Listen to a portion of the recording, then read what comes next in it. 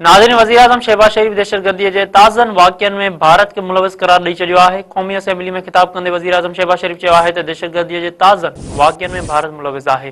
दहशतगर्दीअ में असांजा मुख़ालिफ़ शामिल न आहिनि। इहा ॻाल्हि राति खे ॾींहुं चवणु बराबरि आहे। 40 सालनि जे महिमान नवाज़ीअ जो जेको सिलो मिली रहियो आहे उहो दुनिया ॾिसे पई।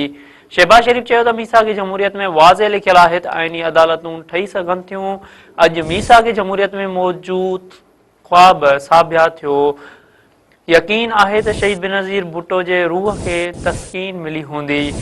28वीं तरमीम ऐं NFC में मुशावरत खां सवाइ का बि तब्दीली न थींदी। नाज़रीन, असां खे ॿीहर ॿुधाए रहिया आहियूं त वज़ीर आज़म शहबाज शरीफ दहशतगर्दी जे ताज़नि वाक़िअनि में भारत खे मुलविस करार ॾेई छॾियो आहे।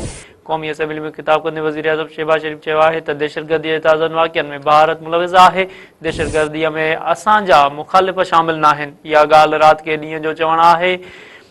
40 सालनि जे महिमान नवाज़ीअ जो जेको सिलो मिली रहियो आहे उहो दुनिया ॾिसे पई। शहबाज शरीफ चयो त मीसाक़ी जमहूरियत में वाज़े लिखियल आहे त आइनी अदालतूं ठही सघनि थियूं। अॼु मीसाक़ी जमहूरियत में मौजूद ख्वाब साबिया थियो आहे। यकीन आहे त शहीद बेनज़ीर भुट्टो जे रूह खे तस्कीन मिली हूंदी। 28वीं तरमीम ऐं NFC में मुशावरत खां सवाइ का बि तब्दीली न थींदी।